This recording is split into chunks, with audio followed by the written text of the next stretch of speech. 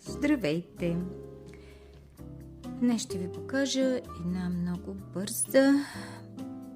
един много бърз, приятен и интересен начин на завършване на права плетка. Може и да не е само права плетка, може и на опакова, но хубав вариант на завършване. На мен специално, безкрайно много ми харесва. За целта аз съм си направила една малка плетчица, тук няколко реда. И това е съвсем обикновена права плетка. Сега, как започваме? Изплитаме си първия бод, съвсем приятно, прилично.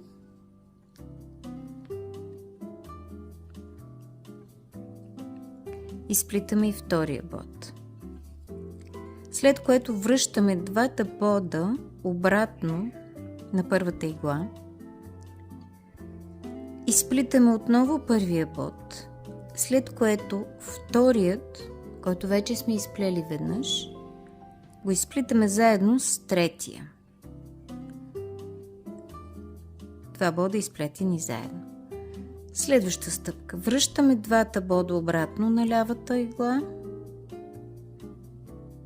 Отново изплитаме първия бод, втория и третия ги изплитаме заедно. Връщаме на първата, на лявата игла. Отново изплитаме първия, втория и третия ги изплитаме заедно. Така. И сега ще продължа до края, за да ви покажа накрая какво точно ще се получи. Съседа ми има бръмчаща кола. Ако я чувате, той не се съобразява. Човека си кара колата и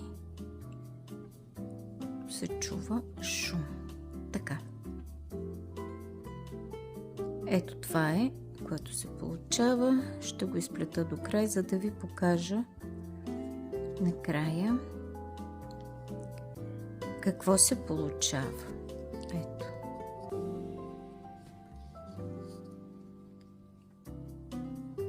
Изплитаме втория и третия заедно. Ето, погледнете ефекта. Какъв е? Ето как се случват нещата отзад.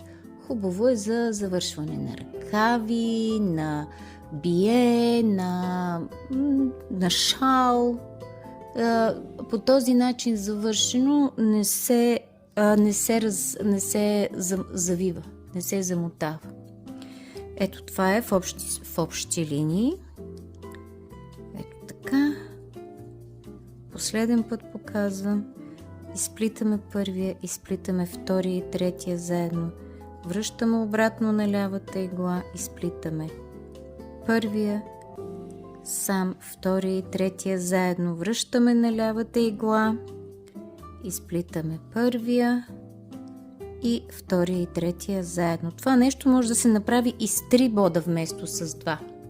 Изплитате 2, третия и четвъртия заедно. След това връщате трите обратно на лявата игла, изплитате първия и втория по-отделно и третия и четвъртия заедно. Пак става много интересно.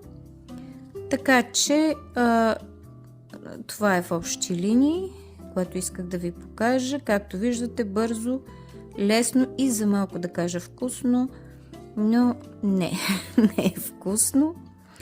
Просто се получава една много приятна плетка. Последните два ги сплитаме заедно. Ето това е.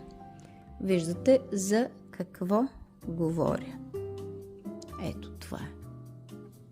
Надявам се да съм била полезна и пишете ми, ако имате други въпроси, ако имате някакви въпроси, ако имате някакви идеи, ако нещо не ви е ясно, можете да ме намерите на Lina_S Fiber Art. Това е моята Facebook група, това е също така както моята Името е същото като това на YouTube канала ми, така че можете да ми пишете или там, или в канала и аз ще бъда на линия. Благодаря ви, че бяхме заедно. До скоро!